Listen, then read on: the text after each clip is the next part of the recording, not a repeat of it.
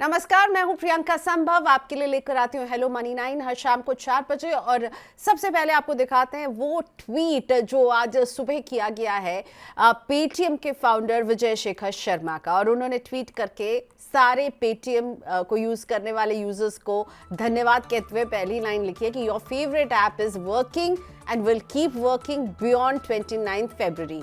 क्योंकि जब से पेटीएम पर आरबीआई का एक्शन हुआ उसके बाद सभी लोग यही पूछ रहे हैं, समझ नहीं पा रहे हैं कि ऐप काम करेगा या नहीं। और इस बात पे क्लैरिटी देते हुए कि ये 29 फरवरी के बाद भी काम करता रहेगा। उन्होंने पेटीएम के टीम मेंबर्स को धन्यवाद कहा है उनके सपोर्ट के लिए और कहा है कि भारत ऐसे ही पेमेंट इनोवेशन करता रहेगा। तो पेटीएम करो कि चिंता को कह रहे हैं कि करने की कोई बात ही नहीं है चिंता। 29 फरवरी के बाद भी पेटीएम चलता रहेगा। तो चलिए इस पर ही आज हम फोकस करने वाले हैं कि क्या होगा पेटीएम का। 2 दिन से लगातार हम देख रहे हैं पेटीएम पर बहस गर्म होते हुए। शेयर मार्केट ने पेटीएम को बिल्कुल ही पहले ही अपने सारे फियर्स जो हैं वो दिखाते हुए हमने यहाँ पे लोअर सर्किट लगते हुए देखा है। अब फिनटेक कंपनियां जो आती हैं एक स्टार्टअप के तौर पर और पेमेंट के इस पूरे यूनिवर्स में अपनी जगह बनाती हैं, उनके लिए तो ये एक बड़ा धक्का है। या ये धक्का केवल और केवल पेटीएम के लिए है क्योंकि पेटीएम की बैंकिंग सर्विस पर आरबीआई को बहुत सारी इरेगुलरिटीज दिखी और दिखती रही हैं क्योंकि उन्होंने कहा परसिस्टेंट कंप्लायंस इश्यूज। तो क्या है ये कंप्लायंस इश्यूज, क्यों ये जो रेस्ट्रिक्शन लग रहा है ये बैंक पर लग रहा है? तो मेरा ऐप तो ठीक चलेगा ना भाई या नहीं चलेगा? क्या होगा अगर पेटीएम बैंक का मैं इस्तेमाल करूं तो मुझे क्या करना होगा? साथ ही में हम पेटीएम से इतने सारे पेमेंट्स कर रहे हैं उसका क्या होगा? और आपको पता है पेटीएम के कितने यूजर हैं? करीब 300 मिलियन यूजर्स हैं जो इसके वॉलेट को इस्तेमाल करते हैं। 30 करोड़ लोग हैं। वहीं पेटीएम पेमेंट्स बैंक में करीब 3 करोड़ ग्राहक जुड़े हुए हैं। तो अब क्या होगा, उनके लिए क्या वे फॉरवर्ड है, पेटीएम के लिए क्या वे फॉरवर्ड है, इन सब पर हम बात करेंगे मनी फ्रंट के को फाउंडर और सीईओ मोहित गंग से। मोहित मेरे साथ जुड़ चुके हैं। मोहित खुद एक फिनटेक कंपनी चला रहे हैं और इसीलिए मोहित से मैं समझना चाहूंगी कि ये पेटीएम बैंक में क्या चल रहा है। और अगर आप welcome Mohit, welcome to money 9। In fact मैं लोगों को कहूँगी जो बहुत सारे कन्फ्यूजन है मेरे ऑफिस फ्लोर से लेकर के मेरे घर में जो काम करते हैं मेरा स्टाफ, वो सब मुझसे पूछ रहा है क्या होने वाला है पेटीएम का। और आपके मन में भी अगर ये सवाल है तो प्लीज़ भेजिए अपने सवाल। मोहित मेरे साथ अगले आधे घंटे रहने वाले हैं। व्हाट्सएप के जरिए आप सवाल हमें भेज सकते हैं 9311121874 पर। ईमेल कर सकते हैं money9query@tv9.com पर। साथ ही में आप हमें लाइव भी यूट्यूब पर लिख सकते हैं टॉप चैट बॉक्स में यानी कमेंट बॉक्स में। आप अगर पेटीएम को लेकर जो भी सवाल आप पूछना चाहते हैं, एक्सपर्ट की सलाह चाहते हैं, मेरे साथ मोहित बने हुए हैं। मोहित वेलकम। ये पेटीएम पेमेंट बैंक पर क्यों लगाया गया है? आरबीआई ने क्या रेस्ट्रिक्शन लगाए हैं और आपको गोइंग फॉरवर्ड अब क्या लग रहा है, ये एक्शन, इसकी जरूरत क्यों पड़ी? Thank you so much Priyanka, बहुत बहुत शुक्रिया शो में बुलाने के लिए। तो देखिए यहाँ पर एक चीज जो समझने की बहुत आवश्यकता है सभी को, वो ये कि Paytm payments bank and one communications private limited जो कि पेटीएम की पेरेंट कंपनी है, ये दोनों बहुत ही अलग अलग बिजनेसेस हैं। पेटीएम और पेटीएम पेमेंट्स बैंक ये दो बहुत अलग एंटिटीज है। हुआ ये है कि जिस तरह से इनका बिजनेस का स्वरूप था, जिस तरह से ये पूरा मॉडल बनाया गया था, सभी को लगता था कि ये दोनों एक ही एंटिटी है। और जो इसके मूल में जो प्रॉब्लम है, जहां पर आरबीआई को सबसे ज्यादा दिक्कत थी, वो यही थी कि वो पेटीएम पेमेंट्स बैंक के बिजनेस को और पेटीएम पेमेंट्स बैंक को पेटीएम वॉलेट से अलग नहीं कर पाए। इन दोनों को एक ही तरह का इन्होंने बना के रख दिया। आप अभी भी जाएंगे तो दोनों का ऐप एक ही है। आप दोनों को एक ही ऐप से एंटर करते हैं, वहीं पर आपको पेटीएम पेमेंट्स बैंक दिखता है, वहीं पर आपको पेटीएम की दूसरी सुविधाएं दिखती है। एक पेमेंट्स बैंक को प्रियंका आरबीआई की तरफ से बहुत सारे रेस्ट्रिक्शंस होते हैं। एक पेमेंट्स बैंक जो है वो किसी भी तरह का लेंडिंग नहीं कर सकता है, वो पैसे को ब्याज पर नहीं दे सकता है। एक पेमेंट्स बैंक जो है वो सिर्फ 2 लाख रुपए तक के डिपॉजिट्स ले सकता है और बहुत छोटे ट्रांजैक्शंस कर सकता है। एक पेमेंट बैंक सिर्फ आपको डेबिट कार्ड दे सकता है। तो पेमेंट बैंक की जो सुविधाएं होती है वो बहुत ही बेसिक होती है। राइट। और पेटीएम जो है वो आपको बहुत कुछ दे रहा था। पेटीएम आपको वॉलेट दे रहा था, यूपीआई सर्विसेज दे रहा था, लेंडिंग दे रहा था, बीएनपीएल दे रहा था, बाय नाउ पे लेटर पे, एक डेबिट कार्ड दे रहा था, और भी इन्वेस्टमेंट सर्विसेज दे रहा था, इंश्योरेंस सर्विसेज दे रहा था। तो बहुत सारी चीजें थी, बहुत सारी चीजें थी जो ऐप के अंदर में सब कुछ शामिल था। और एक आम यूजर, आप और मैं, ये नहीं समझ पा रहे थे कि उसमें कौन सी सर्विस पेटीएम पेमेंट्स बैंक देता है, कौन सी सर्विस जो पेटीएम की बेसिक जो मेन कंपनी है वो देती है, और इन दोनों में क्या कॉमनैलिटी है। तो यहीं पर आरबीआई को भी दिक्कत थी। आरबीआई शुरू से इन्हें बोल रहा था कि आप इन दोनों सर्विसेज को, पेमेंट्स बैंक को पूरा अलग कीजिए राइट। पेटीएम से, और बैंक को अलग चलाइए, उसका ऐप अलग से दीजिए, क्लाइंट्स को अलग से उसमें लॉग इन करके जो उसकी सुविधाएं हैं वो अलग करिए, और पूरी तरह से इन दोनों चीजों को अलग कर दीजिए। पर वो ऐसा कभी हो नहीं पाया। तो वो लाइन इनफैक्ट बहुत जब ब्लर आप हो गई थी कि ऐप कहाँ शुरू हो रहा है और बैंक कहाँ शुरू हो रहा है, ये लाइन बहुत ब्लर हो गई थी, और ये हम कार्रवाई इस वजह से होते हुए देख रहे हैं। और पहले भी अगर हमें ध्यान होगा तो आरबीआई पहले भी कह चुका था पेटीएम को, ये ऐसा नहीं है कि अचानक आउट ऑफ द ब्लू हमने एक्शन देखा है। उनके जो ऑनबोर्डिंग की प्रक्रिया थी, यानी वो पेटीएम बैंक में कैसे लोग जोड़ रहे थे, उसको लेकर सवाल खड़े हुए थे। केवाईसी कंप्लायंसेस को लेकर के आप ठीक से केवाईसी नहीं करें, रिस्क प्रोफाइलिंग अब ये इसलिए ज़रूरी हो जाती है कि अगर आप लोन दे रहे हैं, आप ऐसे व्यक्ति को लोन अगर दे रहे हैं और उसकी रिस्क प्रोफाइलिंग नहीं करें कि उसे लौटाने की क्षमता है कि नहीं, तो आप बहुत बड़ी गलती कर रहे हैं यहाँ पर, और फिर उसे राइट ऑफ करने की नौबत अगर आ जाए और ये पूरा चेंज शुरू हो जाता है। राइट मोहित? सो मोहित, मुझे ये समझाइए, आपने वैसे तो एक हिस्सा जवाब दिया कि पेमेंट बैंक जो है वो अलग होते हैं, तो क्या होते हैं पेमेंट बैंक, ये यहाँ पर समझना बहुत जरूरी हो जाता है, क्योंकि और भी कई कंपनियां जो पेमेंट बैंक चला रही हैं। तो आरबीआई की गाइडलाइंस क्या होती हैं पेमेंट बैंक्स को लेकर के, और पेमेंट बैंक क्या क्या कर सकते हैं, क्या क्या नहीं, अगर आप हमें थोड़ा ब्रीफली समझा सके, और क्या होते हैं पेमेंट बैंक? तो प्रियंका, ये पेमेंट्स बैंक का कॉन्सेप्ट आरबीआई ने कुछ समय पहले ही निकाला था। उन्होंने 15 लाइसेंस इशू किए थे, उसमें से 9 ही लोगों ने वो लाइसेंस लिए, और उनमें से भी मुझे लगता नहीं है कि अभी ज्यादा लोग ऐसे कंटिन्यू कर पा रहे हैं, बिकॉज बहुत ही रेस्ट्रिक्टिव लाइसेंस था। ये एक बहुत ही छोटे स्वरूप का बैंक है जो सिर्फ मूलभूत सुविधाएं, बेसिक बैंकिंग ही दे सकता है, और वो भी बहुत छोटे रिटेल कस्टमर्स को 2 लाख रुपए तक ही जमा कर सकते हैं आप इसमें। उसके ऊपर आप इसमें जमा नहीं कर सकते। आपको एक डेबिट कार्ड मिलेगा। ये बैंक कोई क्रेडिट कार्ड इशू नहीं कर सकती है। ये बैंक किसी भी तरह का लोन नहीं दे सकती है, किसी भी तरह का लेंडिंग नहीं कर सकती है। तो इसकी जो सुविधाएं हैं वो बहुत ही रेस्ट्रिक्टिव हैं। तो ऐसे बैंकों का जो संचालन है, उसकी प्रॉफिटेबिलिटी पे भी बहुत बड़ा क्वेश्चन उठता है कि आप कैसे इस तरह के संचालन को प्रॉफिटेबल बनाएंगे, बिकॉज बैंकिंग इंफ्रास्ट्रक्चर सेटअप करना एक बहुत बड़ा अपने आप में इन्वेस्टमेंट है, प्रियंका। तो यहाँ पर इसकी जो जिस स्वरूप में आरबीआई इसको लेकर आया था, उस पर बहुत सारे सवाल उठे थे, और बहुत सारे प्लेयर्स ने लाइसेंस लेने के बाद इसे ऑपरेशनल भी नहीं किया था। पेटीएम ने हालांकि इसे ऑपरेशनल किया, और वो काफी सक्सेसफुली ये पेमेंट्स बैंक चला भी रहे थे। पर उनका जो मेजर बिजनेस है, जो उनका जो फाउंडेशनल बिजनेस था, उनका वॉलेट और उनके मर्चेंट क्यूआर कोड्स और उनका लोन का जो सिस्टम है, या जो उनका कार्ड का पेमेंट सिस्टम है, वो सब उनकी दूसरी मेन कंपनी से आ रहा था, और दोनों ही पूरी तरह से इंटीग्रेटेड थे। आज अगर आप पेटीएम से ट्रांसफर करते हैं या कुछ पेटीएम करते हैं किसी को, तो जो आपका वॉलेट है वो पेटीएम बैंक के साथ में ही खुला हुआ है। पर अगर आप गूगल पे करते हैं, या फिर आप फोन पे करते हैं, या आप कुछ और यूपीआई बेस्ड सर्विस यूज करते हैं, तो आपका बैंक कुछ भी हो सकता है। जब आप फोन पे या गूगल पे यूज कर सकते हैं, तो आप एचडीएफसी, आईसीआईसीआई, कोटक, किसी भी बैंक पे अपने अकाउंट का बेस रख सकते हैं। बट पेटीएम के केस में वो वॉलेट जो आप यूज कर रहे थे, उसका बैंक अकाउंट काफी हद तक वो पेटीएम बैंक में ही खुल रहा था। और जितने राइट। मर्चेंट्स थे जो ट्रांसफर पैसा इकट्ठा कर रहे थे क्यूआर कोड से, और जो पैसा वापस आगे भेज भी रहे थे, उनका भी जो वॉलेट था वो पेटीएम बैंक में ही खुल रहा था। आरबीआई उन्हें काफी टाइम से बोल रही थी कि इसे आप अलग कीजिए, कंपलसरी मत कीजिए। ये जो बेसिक ढांचा है इसे आप यूनिवर्सल बनाइए, यानी सिर्फ पेटीएम पेमेंट्स बैंक ही नहीं हो सकता, वहां पर दूसरी चॉइसेस भी मिलनी चाहिए कस्टमर्स को, कि वो ओके। अपना बैंक अकाउंट कौन सा रखना चाहते हैं उस वॉलेट से लिंक होकर, जिसे पेटीएम सेपरेट नहीं कर पाया और ना ही दिखा पाया कि उनकी ऐसी डायरेक्शनल इच्छा थी, और यहीं पर सारी दिक्कतें शुरू हो गई। Okay fine. So very clearly कहीं ना कहीं उन्होंने जो बिजनेस मॉडल है उसको कहीं ना कहीं एक तरह से मर्ज करने की कोशिश की, या फिर एक वो पेटीएम की पॉपुलैरिटी पे राइड करते हुए पेमेंट बैंक लाने की जो कोशिश की, ये आरबीआई को पसंद नहीं आया, और कई बार इसको उन्होंने फ्लैग ऑफ भी किया था।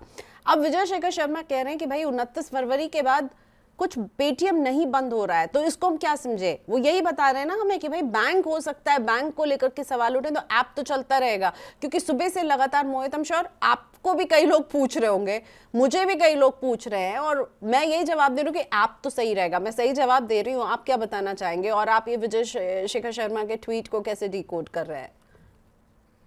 नहीं, देखिए, मैं उनकी स्पिरिट को सलाम करता हूँ। बहुत ही ज़्यादा मुश्किल घड़ी है ये, और मैं पूरी तरह से समझ सकता हूँ। आरबीआई ने उनके बिजनेस को बंद कर दिया, राइट, एंड आई थिंक यहाँ पर हमें इसे बहुत अच्छी तरह से समझने की ज़रूरत है। आरबीआई ने स्पष्ट शब्दों में बोल दिया है कि 29 फरवरी के बाद में आप एक नया पैसा नहीं ले सकते पेटीएम पेमेंट्स बैंक में। जिनका पैसा पहले से पड़ा है वो निकाल सकते हैं, उसमें और पैसा डाल नहीं सकते।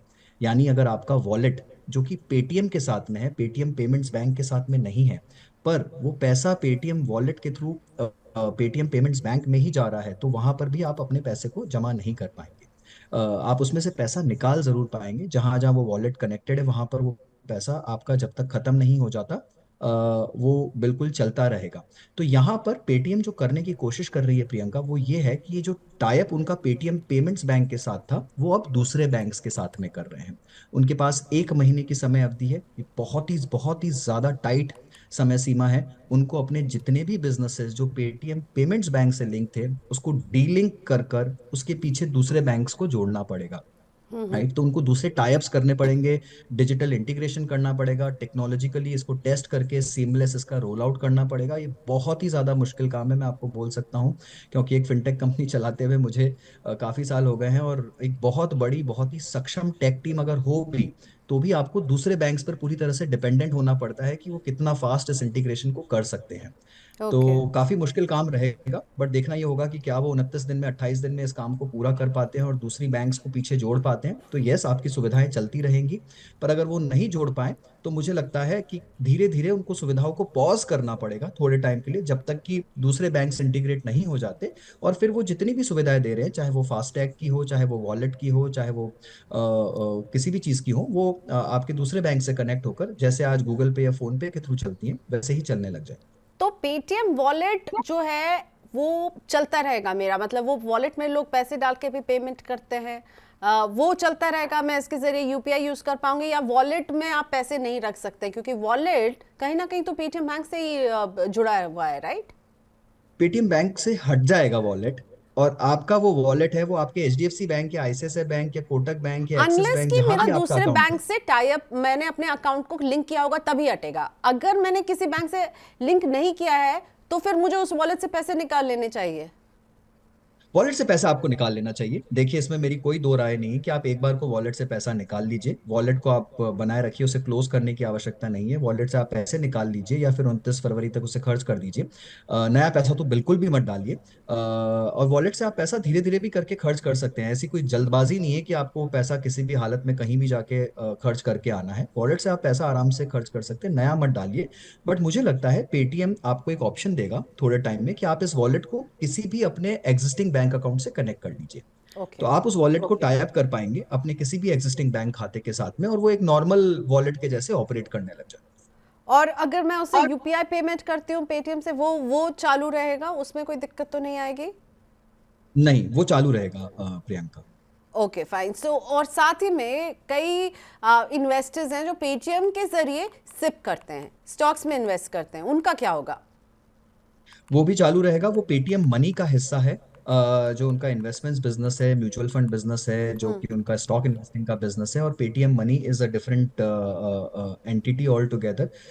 तो वो भी बिजनेस सेबी रेगुलेटेड है और वो पूरी तरह से चालू रहेगा, उसमें भी कोई दिक्कत नहीं है। ओके। वहां पे भी कोई दिक्कत नहीं है। अब जो दिक्कत हमें नजर आई वो थी शेयर मार्केट में। लगातार पेटीएम के शेयर पर लोअर सर्किट लग रहा है। आरबीआई के बैन के बाद बताया जा रहा है कि कंपनी को जो है खुद 300 से 500 करोड़ का नुकसान होगा। तो आप बताइए, आप क्या देख रहे हैं फ्यूचर पेटीएम का, और इसकी जो स्टॉक की हालत है, इस पे इससे जुड़े भी कई सवाल हमारे पास आ रहे हैं। If you want to comment on that also, मैं ज़रूर आपसे पूछना चाहूँगी। प्रियंका, देखिए, मेरा हमेशा से मानना रहा है स्टॉक मार्केट में कि never catch a falling knife. तो यहाँ पर हाथ कटने का ज़्यादा डर रहता है। तो मुझे लगता है कि जब तक कि ये स्टॉक अपने आप में सेटल नहीं हो जाता, और मुझे नहीं पता कि ये कहाँ जाकर सेटल होगा। हालांकि कुछ ब्रोकरेजेस की रिपोर्ट आई है जो कि थोड़ी एंकरेजिंग है, जो स्टॉक को थोड़ा सपोर्ट भी देती है, बट जिस तरह की बिकवाली अभी हम देख रहे हैं, स्टॉक 2 दिन से डाउन सर्किट में है, कोई बायर नहीं खड़ा है और सेलर्स ही है मार्केट में। तो फिलहाल के लिए आपको रुकना होगा। इनफैक्ट जो फंस गए हैं स्टॉक में, उनके पास निकलने का ऑप्शन भी नहीं है। जैसे ही और फिलहाल मैं खरीदारी की राय तो बिल्कुल भी नहीं दूंगा। जब तक कि 29 फरवरी की डेडलाइन नहीं चली जाती, तब तक कि आप नहीं देख लेते कि ये किस तरह से बिजनेस स्टेबलाइज हो रहा है। करीब 300 से 500 करोड़ रुपए का इनके इबिट्टा पर असर पड़ेगा पेटीएम पेमेंट्स बैंक बंद होने से। और इसमें अभी कहीं कोई भी डाउट नहीं रह गया है कि पेटीएम पेमेंट्स बैंक जो है वो बंद हो गया है बिजनेस।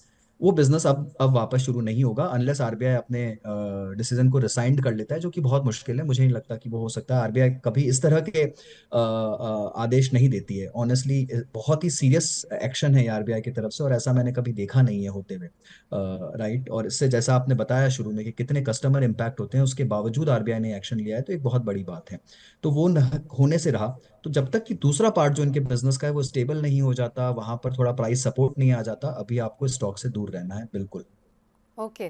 सो मोहित जो बात कह रहे हैं ना, यही एको कर रहे हैं मनी नाइन में जितने एक्सपर्ट्स भी आ रहे हैं। अगर आप उन्हें सुनेंगे, कल हमारे साथ मार्सलस के सौरभ मुखर्जी थे, उन्होंने भी कहा कि कहीं ना कहीं जो है ये इस स्टॉक से अभी वो दूर रहने की सलाह दे रहे हैं। राहुल अरोड़ा थे निर्मल बैंक के मोहित, वो भी कल यही कह रहे थे कि इससे दूर रहिए। और आपने जो बात कही वही ये भी एको कर रहे थे कि कहीं ना कहीं उन्होंने जो है ना वो पूरा अपना जो है बिजनेस कारोबार जो है वो जिस तरह से किया, उसको लेकर आरबीआई की नाराजगी थी, जो अंत में आपने भी कह ही दिया है कि भैया पेटीएम बैंक तो अब भूल जाइए, पेटीएम ऐप जरूर चलता रहेगा।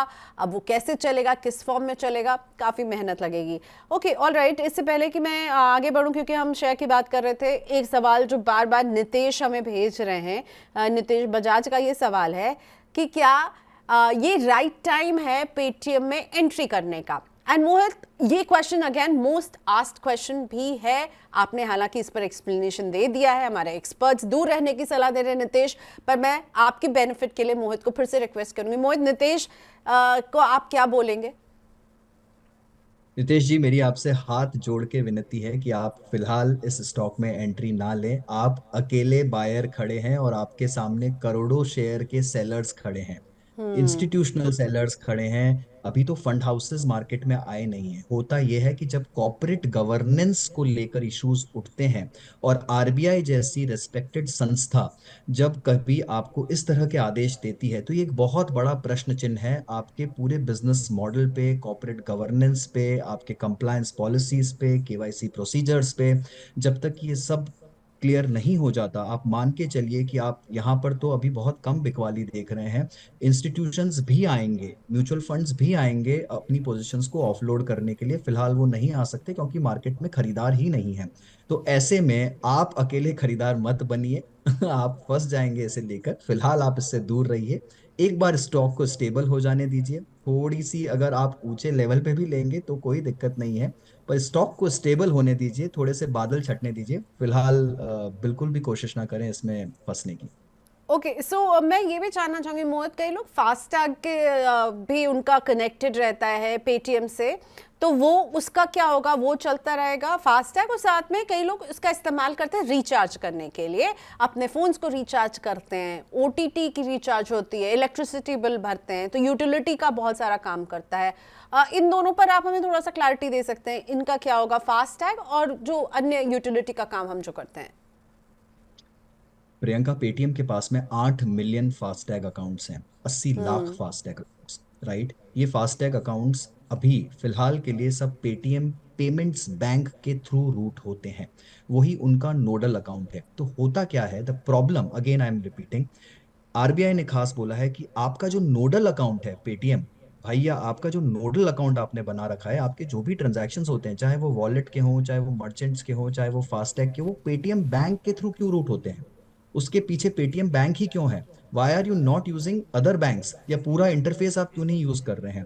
तो वो फास्टैग के साथ भी वही प्रॉब्लम है कि वो पेटीएम बैंक के थ्रू रूट हो रहा है। अब वहां पर भी उन्हें फास्टैग को, और ये काम अभी से नहीं, ये पेटीएम को बहुत पहले बोल दिया गया था, तो वो काफी टाइम से इस कोशिश में है कि अपने फास्टैग बिजनेस को दूसरे बैंक से लिंक कर दें, और वो मेरे ख्याल से इसके काफी करीब भी है।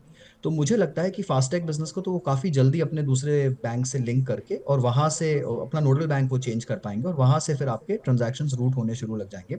मैं होप करता हूं कि वो 29 फरवरी से पहले हो जाए, नहीं तो एक बार शायद हो सकता है कि उन्हें अपना फास्टैग बिजनेस भी कुछ टाइम के लिए रोकना पड़े, जब तक कि वो अपना नोडल बैंक नहीं चेंज कर लेते। ओके, सो फास्टैग के बिजनेस पर असर पड़ेगा, पर यूटिलिटीज जो मैं आपसे पूछ रही थी। प्रियंका, वो जब तक चलती रहेंगी तब तक कि वो पेटीएम पेमेंट्स बैंक से रूटेड नहीं है। अगर ओके। वो पैसा आपका पेटीएम पेमेंट बैंक के अकाउंट से पैसा निकाल के रूट हो रहा है तो वो बंद हो जाएगा। ओके, जब तक कि वो चलिए। नया बैंक उससे लिंकेज नहीं कर पाते आप, तब तक आप उसे यूज नहीं कर पाएंगे 29 फरवरी के बाद। यानी कि जो लोग पेटीएम बैंक का इस्तेमाल कर रहे हैं उनके लिए ये अच्छी खबर नहीं है, और जो जिन्होंने अपने बैंक अकाउंट को पेटीएम से लिंक करके वो पेमेंट कर रहे थे, वो उनकी लाइफ एज यूजुअल रहेगी, बिजनेस एज यूजुअल रहेगा उनके लिए। और यानी आपके लिए ये सलाह, अगर आप पेटीएम को आगे कंटिन्यू करना चाहते हैं, आपको अपने बैंक अकाउंट को उसके साथ जो है लिंक कर लेना चाहिए, और अब पेटीएम को बैंकों से बात करके टाई अप करना होगा कि आप कितने बैंक को अपने प्लेटफॉर्म में लेकर आएंगे ताकि ज्यादा से ज्यादा लोगों को सर्विस दे दें। लेकिन एक धक्का तो लगेगा मोहित पेटीएम को। एक बात और, छोटी सी बात ये कि आप तब तक कर पाएंगे सारे पेमेंट्स जब तक कि आपके बैंक में बैलेंस है।